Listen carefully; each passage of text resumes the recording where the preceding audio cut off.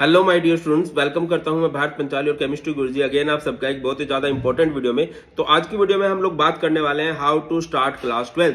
देखिए, बहुत सारे बच्चे ऐसे हैं, होता भी कि सर हमारी क्लास 11th बर्बाद हो गई है ना। जब क्लास 11th एंड होने वाला होता है, क्लास 12th की तरफ जब हम जा रहे होते हैं तो बहुत सारे बच्चों को रियलाइज होने लगता है कि नहीं यार, मेरी क्लास 11th उतनी अच्छी नहीं गई है। और इसके कई सारे रीजन भी है, बहुत सारे बच्चों के साथ ऐसा होता है। इसका बहुत बड़ा रीजन तो ये होता है कि आप लोग क्लास 10th जो करके आते हो, जो कि एक बहुत इजी क्लास है, और क्लास 11th क्या आप ऑर्गेनिक केमिस्ट्री ले लो। ऑर्गेनिक केमिस्ट्री इतनी बड़ी साइंस है जितनी साइंस आप लोगों ने पूरी 10th क्लास तक पढ़ी है। ठीक है, तो वो एक रीजन हो जाता है। और वैसे डरने की जरूरत नहीं है, आप सबको आती है। और अगर कुछ वीक है आपका क्लास 11th का, जो वीक भी है वो हम 12th में कर सकते हैं। उसमें आपके 2-3 दिन ही लगेंगे। जो क्लास 11th के टॉपिक आपके 12th में हेल्प करेंगे वो कम ही टॉपिक है, उनका बहुत अच्छे से कर सकते हो। तो इस वीडियो में हम यही बात करेंगे कि आपको बहुत सारे बच्चों को कौन सी बुक से पढ़ना है, कितनी देर पढ़ना है, कब कब पढ़ना है, क्या क्या पढ़ना है, कैसे पढ़ें कि सर हमारे अच्छे मार्क्स आ जाए। मैं आपको गारंटेड बोलता हूं कि आप बहुत अच्छा पढ़ के, ठीक ठाक पढ़ के आप 98% तक स्कोर कर सकते हैं, 100 तक स्कोर कर सकते हैं। मेरे स्टूडेंट्स ने स्कोर किए भी हैं, बस शर्त है आप स्टार्टिंग से पढ़े। तो चलिए सबसे पहले पॉइंट से स्टार्ट करते हैं। सबसे पहला पॉइंट है आपका क्लास 12th इजी है। ये आप किसी से ही पूछोगे, सभी आपको ये बोलेंगे कि हाँ बेटा जी क्लास 12th जो है इजी है 11th के कंपैरिजन में। इसके 2-3 रीजन है, मैं आपको बताता हूँ। जब आप क्लास 10th से क्लास 11th में आते हो ना, 10th बोर्ड की क्लास होती है, 11th बोर्ड की क्लास नहीं होती, तो टीचर्स भी थोड़े कम सीरियस हो जाते हैं और बच्चे भी थोड़े कम सीरियस हो जाते हैं कि हाँ यार, कि किसको ही बताना है। हार्मोन्स चेंज हो रहे होते हैं, है ना। बाबू सोना की तरफ हम लोग ज्यादा जाने लग जाते हैं। घर वालों का प्रेशर बच्चों पे थोड़ा कम होता है 11th में, दैट्स वाई भी हमारी 11th वेस्ट हो जाती है। और एक रीजन ये भी होता है कि हाँ यार, पहले तो हम 10th के रिजल्ट का वेट करते हैं, फिर हमारी साइड डिसाइड होती है, फिर हम लोग पढ़ते हैं। तो कुछ रीजन है जिसकी वजह से हमारी 11th अच्छी नहीं हो पाती। बट 12th जो है, 12th देखिए, एक तो सेंट्रल बोर्ड होता है ना। कि क्या होता है कि बहुत सारे बच्चों के लिए पेपर डिजाइन किया जाता है, तो वो एज कंपेयर टू 11th थोड़ा इजी ही होता है। पॉइंट नंबर 2 ये होता है कि आप लोग सीरियस हो जाते हो, आपके टीचर्स भी सीरियस हो जाते हैं, है ना। जब मैच्योरिटी लेवल आपका बढ़ जाता है, 11th में जो आपने बाबू सोना के धोखे खाए होते हैं, या 11th में जो गलतियां आपने की होती है, आप कोशिश करते हो कि यार वो 12th में ना हो। ठीक है। और अगर सिलेबस वाइज भी देखते हो तो 12th इजी ही आती है। ठीक है ना, बोर्ड के लिए पेपर इजी ही बनता है, बट आपको समझना पड़ेगा पेपर कहां से बनता है, हमें कहां से पढ़ना चाहिए। ठीक है बेटा, अगर कोई बच्चा स्टार्टिंग से पढ़ता है ना, उसको कोई नहीं रोक सकता। हाँ, अगर आप ये हो कि सर मैं तो लास्ट के हफ्ते में पढ़ूंगा, लास्ट के 10 दिन में पढ़ूंगा, पास हो सकते हो, ठीक ठाक मार्क्स से पास हो सकते हो, बट आप बहुत अच्छी परसेंटेज स्कोर नहीं कर सकते हो। तो एक बात तो मन में बिठा लो, लिख लो, आसान है। और जब बार बार मन को ये समझाओगे तो ऑब्वियसली, और वो है भी आसान। अगले पॉइंट पे चलते हैं। नेक्स्ट हमारे पास क्लास 11। देखिए, क्लास 11th में 3 तरह के बच्चे हो सकते हैं, और मैं चाहूंगा आप लोग कमेंट सेक्शन में बताओ कि क्लास 11th आपकी कैसी गई है। क्लास 11th आपकी बहुत अच्छी हो सकती है, बहुत अच्छी बात है, तो बहुत बढ़िया। 12th स्कोर अच्छा बनाना है आपके लिए, 12th में मुश्किल नहीं आएगी, क्योंकि आप तो 11th से ही पढ़ते आ रहे हो। जब आपने एक मुश्किल क्लास को निकाल दिया है तो 12th तो ईजी है ना। ठीक है। दूसरे बच्चे ऐसे हो सकते हैं कि सर हमारी तो मीडियम गई है, तब भी कोई दिक्कत नहीं है बेटा, थोड़ा सा इंप्रूव करो और 12th में सीरियस हो जाओ। अगर आपकी 11th मीडियम भी है, 11th के कुछ सिलेक्टेड से टॉपिक है, ठीक है, उनको अच्छा करो और 12th में पहुंचो। वो टॉपिक कौन से वो भी हम देखेंगे कि हाँ 11th से 12th जाते हुए हर एक बच्चे को वो टॉपिक बहुत अच्छे से करने हैं। और इवन मैं भी कराऊंगा, अगर आप बोलोगे कि सर ये टॉपिक करा दो, तो मैं उनको अलग से डिटेल में करवा भी दूंगा कि हाँ आप 7-8 घंटे उन पर लगा के 11th बहुत अच्छे से कर सकते हो। और या फिर आप ऐसे स्टूडेंट हो जिनकी क्लास 11th बहुत बेकार गई है, कमेंट सेक्शन में जरूर बता देना कि हाँ सर ये हमारे साथ रहा है।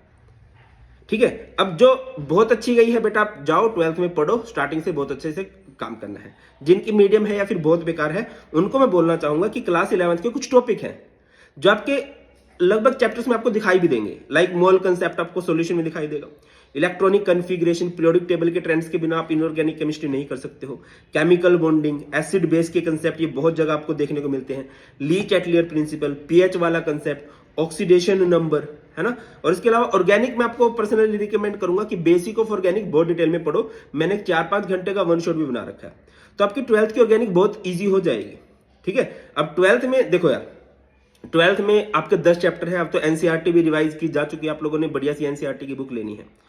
उन सभी चैप्टर्स पे अच्छा होल्ड पाने के लिए आपको 11th के टॉपिक बहुत अच्छे से करने हैं। ठीक है, तब आप लोग 12th में जाओगे, बहुत इजीली हो जाएगा। और मैक्सिमम मैंने इनमें से करवा भी रखे, लिंक मैं आपको डिस्क्रिप्शन में दे दूंगा। स्टिल आपको किसी टॉपिक में डाउट हो तो आप बोल देना कि सर ये टॉपिक आप करवा दो, मैं करवा दूंगा। आगे बढ़ते हैं। देखो, एक 2-3 आदतें हैं जो आपको स्टार्टिंग से ही खुद में लेके आनी पड़ेगी। सबसे पहली आदत ये है कि आपको नोट्स डेली बनाने हैं। नोट्स डेली, मतलब नोट्स का मतलब ये नहीं कि तुम सुंदर, देखो राइटिंग बहुत ज्यादा बच्चे चेंज नहीं कर सकते है ना, अब पक्के गड़े हो चुके, तुम कच्चे गड़े नहीं हो। हाँ बट आप लिखने का वे थोड़ा चेंज कर सकते हो। कोशिश करो कि आप जहां से पढ़ रहे हो, आप ऑफलाइन क्लास से पढ़ रहे हो, आप ऑफलाइन ट्यूशन से पढ़ रहे हो, आप ऑनलाइन किसी कोर्स से पढ़ रहे हो, आप यूट्यूब से पढ़ रहे हो, कहीं से भी पढ़ रहे हो, एक गुरु पकड़ो और हाँ रेगुलर नोट्स बनाना स्टार्ट करो। ये बहुत अच्छी आदत होती है जब आप रेगुलर नोट्स बनाते हो। अब देखो यार, दूसरे किसी के नोट्स बुरे नहीं है, आप करो, आप किसी और बच्चे के नोट्स ले सकते हो, किसी टीचर के नोट्स ले सकते हो, इसमें बुराई नहीं है, बट वो इतना अच्छा समझ में नहीं आएगा। आपके खुद के नोट्स जो होते हैं ना, वो गोल्ड होते हैं, बशर्ते वो रेगुलर बने हुए हो, रेगुलर क्लास में नोट कर रखा हो। और देखो बेटा, थोड़ा बहुत क्या किया करो, क्लास के 10 मिनट बाद पढ़ा करो, क्लास में आने से पहले 10 मिनट पहले वो पढ़ा करो कि यार वो कल का टॉपिक था क्या। ठीक है, इस तरह से रिवाइज भी हो जाएगा। और एक आदत अभी से डाल लो, शॉर्ट नोट्स।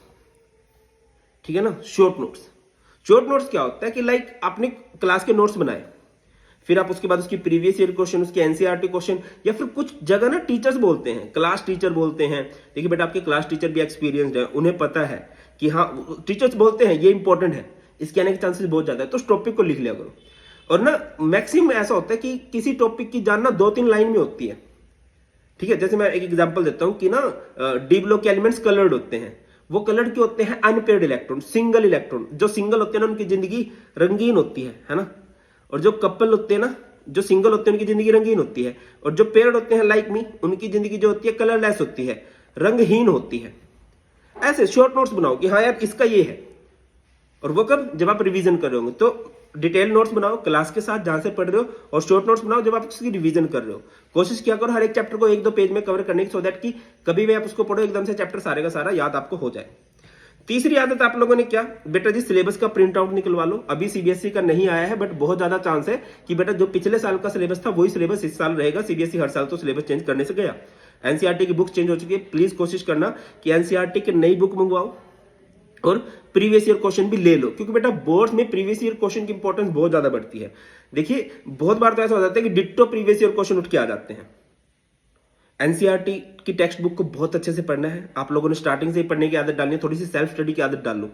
हाँ आई नो आपकी बहुत ज्यादा हेल्प आपके टीचर्स करेंगे, बट खुद से भी डालो कि हाँ यार क्या मैं एनसीईआरटी पूरी पढ़ पा रहा हूँ, क्या मैं प्रीवियस ईयर क्वेश्चन सारे कर पा रहा हूँ। ठीक है ना, देखिए प्रीवियस ईयर से आपको ये आइडिया हो जाएगा कि यार सीबीएसई किन टॉपिक्स को इंपॉर्टेंट मानता है। आपको उन इंपॉर्टेंट टॉपिक्स पे एक्स्ट्रा फोकस करना है। ठीक है बेटा, आगे बढ़ते हैं। Regular revision is the key to success. देखिए एक टॉपर्स को, एक फेलियर को, एवरेज स्टूडेंट को जो अलग करते हैं ना, वो रिवीजन। देखिए सिलेबस तो लगभग सभी कंप्लीट कर ही लेंगे एंड तक, बट जो आपको अलग करेगी ना, जो आपको आगे लेके जाएगी, वो आपकी रिवीजन की। रिवीजन कोशिश क्या करो बेटा, हफ्ते में एक दिन आप फ्री रख रहे हो, कोशिश करा करो सैटरडे या संडे को फ्री रखा करो, और उस दिन पूरे का पूरा हर एक सब्जेक्ट का सिलेबस पढ़ो। लाइक आपने केमिस्ट्री में जो भी पढ़े हैं 10-12 पेज पढ़े हैं, तो संडे के दिन पूरे का पूरा वो रिवाइज करो। सिर्फ सिलेबस करने से नहीं होगा बेटा, होगा आपके रिवीजन करने से, है ना। रिवीजन कर ली, एक रिटन टेस्ट दे दिया, वंस इन अ मंथ एक रिटन टेस्ट भी दो, या स्कूल में जो रिटन टेस्ट हो रहे हैं उनको जरूर दिया करो। ठीक है, सब्जेक्टिव पेपर होता है तो आपकी लिखने की शैली भी मैटर करती है, कैसे लिखते हो, कैसे उस पेपर को अटेम्प्ट करते हो, ऑन टाइम अटेम्प्ट कर पा रहे हो कि नहीं। ठीक है, और जब आप रेगुलर रिवीजन कर रहे हो, जब आप संडे को रिवीजन कर रहे हो, तो आपको दिखाई देगा कि हाँ, अब जैसे अभी अब कोलिगेटिव प्रॉपर्टीज आएगा, colligative property depends upon number of moles of solute, ये सिर्फ एक लाइन है, शॉर्ट नोट्स में वो लिखो। ठीक है, इस तरह से आगे बढ़ते हैं। Give importance to all subject. देखिए यार बोर्ड्स में ये रहेगा, देखिए आपका पर्सनल फेवरेट कुछ भी हो सकता है, बट बोर्ड में आपको सभी सब्जेक्ट को इंपॉर्टेंस देनी पड़ेगी। और सभी से मेरा मतलब है फिजिक्स केमिस्ट्री मैथ, या physics chemistry bio, English, physical education, ये तो आप वंस इन अ वीक भी पढ़ ही सकते हो, है ना, वंस इन अ वीक पढ़ने वाले सब्जेक्ट है। बट बाकी जो सब्जेक्ट है वो आपको डेली पढ़ने चाहिए, कोशिश करनी चाहिए कि आप उनको डेली पढ़ो। ठीक है, और हाँ अगर कोई बच्चे चाहते हैं कि सर हम, अच्छा बेटा जी एक बात आता हूं कि अभी आपके लिए नए डिटेल्ड वन शॉट आएंगे जिसमें मैं एनसीईआरटी को कवर करूंगा, इस चैनल पे आएंगे, टोटली फ्री ऑफ कॉस्ट आएंगे। नए वाले नोट्स आएंगे वो भी फ्री ऑफ कॉस्ट ही आएंगे। आप लोग कमेंट सेक्शन में बता देना कि चाहिए तो श्योरली, हाँ सर हम आपके साथ हैं पढ़ने के लिए, बहुत बड़े से फोड़ेंगे भी। और एक बात बेटा जी, एक आपका साल भर का एक बढ़िया कोर्स है, बहुत बढ़िया कोर्स डिजाइन किया गया है, जिसकी प्राइस है जस्ट कितनी है अभी के लिए, अभी तक आई थिंक इसकी फीस है 1400। ठीक है, और ये पूरे का पूरा फुल ईयर केमिस्ट्री का कोर्स है, हर एक बच्चे की हेल्प हो जाएगी। और साइंस के स्टूडेंट्स के लिए मतलब सोच के देखो 1400 क्या ही है। अच्छा 1400 लिंक डिस्क्रिप्शन में होगा, जब आप बीपी लाइव कोड यूज करते हो, वैसे इसकी फीस 4000 थी, फिर और कम होके 1750 हुई, और कम होके जब आप कोड यूज करोगे बीपी लाइव तो 1400 हो जाएगी। आपको मिलेगा क्या, आपको डिटेल में पूरा सिलेबस कवर करवाया जाएगा, पूरी एनसीईआरटी को। बहुत बढ़िया डिजिटल नोट्स मिलेंगे आपको, डीपीपी मिलेगी रेगुलर प्रैक्टिस के लिए, सो दैट खुद से ही पढ़ पाओ, है ना। प्रीवियस ईयर क्वेश्चन साथ के साथ हम लोग सोल्व करते चलेंगे। पढ़ोगे तो आपको डाउट्स भी आएंगे, तो आप डाउट, अच्छा लाइव क्लासेस होंगी, मैं खड़ा होकर तुम्हें पढ़ा रहा हूँ डेली डेली, आप डाउट्स डिस्कस कर सकते हो, डाउट के सेशन होंगे। और पर्सनल टेलीग्राम चैनल बनेंगे जिसमें आप लोग ओपन डाउट पूछ सकते हो, कभी भी पढ़ते हो डाउट आगे सर यहाँ पर प्रॉब्लम है, और हम उनको क्लासेस में डिस्कस कर रहे होंगे, ठीक है ना। आपकी ये 100+ नहीं है बेटा जी, 200+ लाइव क्लासेस होने वाली हैं जो पूरे के पूरे सिलेबस को कवर करेंगे। और हाँ, अक्टूबर तक आपका सिलेबस कंप्लीट हो जाएगा, उसके बाद हम लोग रिवीजन करने जाएंगे। और जो बच्चे हैं कि सर हाँ बढ़िया है, केमिस्ट्री का है बट हमें तो फिजिक्स भी पढ़ना है, मैथ भी पढ़ना है, इंग्लिश भी पढ़ना है, तो आपके सभी सब्जेक्ट भी कवर हो जाएंगे। और उनकी फीस भी बहुत कम है, ये 4499 से भी कम ही है, आई थिंक 3500 समथिंग में है ये, और ये भी 3500 समथिंग में है। लिंक आपको डिस्क्रिप्शन में मिल जाएंगे, तो आप इन पे डिस्काउंट पा सकते हो by using code BP live. जरूर अवेल कर लीजिए। और कल से हमारी क्लासेस स्टार्ट होनी है, कल से मेरा मतलब है 15 मार्च से रिकॉर्डिंग अवेलेबल रहेंगी, डोंट वरी। स्टार्टिंग में थोड़ा पेस कम रखेंगे सो दैट कि आप अपना 11th का बेसिक भी कर लो, और धीरे धीरे इस पेस को हम लोग बढ़ाते चलेंगे, मजा आएगा। आइए आप सभी भी क्लास में आगे बढ़ते हैं। टाइम टेबल, बहुत सारे बच्चों को ये नहीं समझ में आता कि सर हम कितनी देर पढ़े, कब पढ़े, सुबह पढ़े शाम पढ़े। देखो यार, सुबह शाम का सबका अपना अलग अलग होता है, वो तो बात होती है ना कि आपका कब आपका माइंड ज्यादा एक्टिव होता है। जैसे मैं अपनी बात करूं, मैं इवनिंग से नाइट की तरफ ज्यादा एक्टिव हो जाता हूं, मॉर्निंग में थोड़ा सुस्त रहता हूं। ये 1 to 1 है, आप सुबह भी पढ़ सकते हो, शाम भी पढ़ सकते हो, ऐसा कुछ नहीं है। सुबह पढ़ने वाले भी बहुत सारे बच्चों के 100 मार्क्स आए, शाम को पढ़ने वाले बच्चों को भी बहुत सारे के 100 मार्क्स आए। मैं आपको बोलूंगा कि बहुत बढ़िया रहता है अपना टाइम टेबल को स्लॉट वाइज बनाओ। स्लॉट वाइज का मतलब क्या होता है, जैसे कि आपका स्लॉट 1 है, स्लॉट 1 जैसे आप उठते हो उसका जो पहला 1 घंटा वो गोल्डन आवर होता है ना। और ऐसे नहीं है बेटा आपको 10-10 घंटे पढ़ने हैं। अगर आपको बोर्ड में अच्छा स्कोर करना है ना, आप 2 से 3 घंटे पढ़ के देखिए। एक दिन में कितना पढ़ते हो ये मैटर नहीं करता, आप डेली पढ़ते हो ये मैटर करता है, डेली पढ़ते हो ये मैटर करता है। कोशिश करो डेली 30 to 45 मिनट्स पढ़ो, जो आपके टीचर ने पढ़ाया उसको पढ़, वो तो एक पढ़ा दिया, मेन मैटर करेगी आपकी सेल्फ स्टडी, कि आप खुद से कितना पढ़ रहे हो, समझ रहे हो। आप सुबह मान के चलो फिजिक्स को टाइम दे रहे हो पहले 45 मिनट, फिर आप स्कूल गए, मे बी आप डमी एडमिशन भी हो सकता है, इसमें आप आफ्टरनून का टाइम रखो, ठीक है। आपका दूसरा सब्जेक्ट मैं मान लेता हूं केमिस्ट्री है, स्लॉट 3 आपकी इवनिंग हो सकती है, स्लॉट 3 आपकी नाइट की भी हो सकती है जब आप सोने जा रहे हो। इसमें आप सबसे इजी सब्जेक्ट रखो जो आपको अच्छा लगता है, ठीक है ना। स्लॉट 3 में मैथ्स रख सकते हो, बायो रख सकते हो। और जो आपके ऑप्शनल है, मैंने आपको बोला ना, संडे को आप इनको नहीं पढ़ोगे, संडे को या सैटरडे को जो आपका लास्ट रिवीजन डे है उसमें आप इनको नहीं पढ़ोगे, इनको सिर्फ आप रिवीजन करोगे। और जो सब्जेक्ट है आपका फिजिकल एजुकेशन, इंग्लिश, उनको आप लास्ट डे पढ़ सकते हो, ठीक है। और लास्ट है बेटा जी सबसे important, if possible please avoid बाबू सोना। देखिए हमें लगता नहीं है बट देखिए ये जो तुम्हारी उम्र है ना, बड़ी चंचल सी उम्र है ना। जो अपोजिट साइड अट्रैक्शन है वो बहुत जल्दी हो जाती है, और आपको ना मतलब है कई सारी गलत आदत लगने के चांसेस बहुत ज्यादा है। एक ना देखो बेटा, अगर आप 95% स्कोर करना चाहते हो, 98% स्कोर करना चाहते हो, तो आपको मेहनत करनी पड़ेगी। एक बड़ी फेमस कहावत है कि स्वर्ग में तो सब जाना चाहते हैं बट मरना कोई नहीं चाहता। 98% तो हर कोई स्कोर करना चाहता है बट मेहनत कोई नहीं करना चाहता। सर मेहनत तो करना चाहता हूं, बाबू सोना से क्या हो जाएगा? बाबू सोना से आपका बहुत ज्यादा टाइम वेस्ट हो जाएगा, तुम्हें पता भी नहीं लगेगा। आई नो तुम्हारी उम्र है बट बेटा इस काम, देखिए 12th की यही उम्र है, और जो बाबू सोना वाली है वो तो तुम्हारी सारी उम्र पड़ी हुई है। मेरी बातें तुम्हें शायद थोड़ी हार्ड लगेंगी but as big brother suggest कर रहा हूं तुम्हें, ठीक है। और कहते हैं ना, excess is always harmful, addiction is always harmful. चाहे वो मोबाइल का हो, चाहे वो सोशल मीडिया का हो, चाहे बाबू सोना का हो, छोड़ो इन चीजों को। आपका सपना होना चाहिए कि पेरेंट्स को प्राउड फील कराना है, और उसके लिए आपको मेहनत करेगी। बाबू सोना से पेरेंट्स को प्राउड फील नहीं होगा, और ये बाबू सोना परमानेंट नहीं है, ठीक है ना। परमानेंट ये जो देखो, ऐसा भी बिल्कुल नहीं है कि अगर तुम्हारे 12th में 98% आ जाएंगे तो तुम दुनिया पे नंबर 1 पे आ जाओगे, ऐसा बिल्कुल नहीं है। बट बेटा जी अगर आप ठीक ठाक से मेहनत करके 98% ले आओगे, एक कहने में अच्छा लगता है, पेरेंट्स को भी थोड़ा प्राउड फील होगा कि हाँ यार चलो हमारे बेटे ने, हमारी बेटी ने अच्छा स्कोर किया है, तो उनकी आंखों में खुशियां लानी है ना, उनके चेहरे पे स्माइल लानी है, उनके आंखों में एक चमक लानी है। तुम्हें उस तरफ मेहनत करनी चाहिए, तुम्हारा ही फायदा होगा, ठीक है बेटा। और दूसरे पॉइंट पे अगर मैं चलता हूं, मैं एक चीज को बड़ा स्ट्रांगली बिलीव करता हूं, जब हम किसी चीज को पूरी शिद्दत से चाहते हैं ना, तो पूरी कायनात साजिश में लग जाती है आपको उस चीज से मिलाने में। अगर आपने सोच लिया ना कि मुझे 98% लेके आने हैं, तो आपको कोई नहीं रोक सकता। बस आप उस गोल को याद रखिए, उसकी सीधा मेहनत कीजिए। और जो भी आपको एडिक्शन है, आपने 11th क्लास में पहचान लिया होगा कि हाँ यार मुझे ये एडिक्शन है, ये मेरे अंदर कमियां हैं। कोशिश किया करो शाम को जब सो रहे हो ना, रात को जब सो रहे हो, तो खुद को एनालाइज करो कि यार मेरी लाइफ चल कैसे रही है, क्या जो मेरे गोल है, क्या ऐसे चलते चलते मैं अपने गोल्स की तरफ जा सकता हूं, और जो जो कमियां हैं उनको हटाते चलो।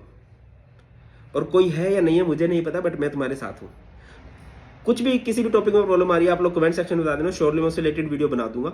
और इफ पॉसिबल एक हैंड फोल्डेड रिक्वेस्ट है कि इसको अपने फ्रेंड्स के पास शेयर कर देना, सो दैट कि उसके भी भला हो जाए, ठीक है। और मिलके फोड़ेंगे आपके बोर्ड एग्जाम 2024 को। और सिर्फ यही नहीं, हम जेई नीट सीयूटी की तरफ भी जाएंगे। आप लोग बोर्ड्स के अलावा अपना गोल लिख देना, सो दैट कि मुझे आइडिया हो जाए हमारे बच्चे क्या सोच रहे हैं। और जैसे ही हमारी इस वीडियो पे 1000 लाइक्स होते हैं, वैसे ही हम लोग नए सेशन की वीडियोस बनाना स्टार्ट कर देंगे, सो दैट कि मुझे पता चल जाए हाँ यार बच्चे पढ़ रहे हैं। बाकी सारे इंपॉर्टेंट लिंक्स आपको डिस्क्रिप्शन में मिल जाएंगे, और आप ऑनलाइन कोर्स ज्वाइन कर सकते हो। जस्ट 1400 फीस है। That's all in this video. बहुत जल्द मिलते हैं बेटा जी, बहुत ख्याल रखिए अपना। God bless you all, please take care. जय हिंद।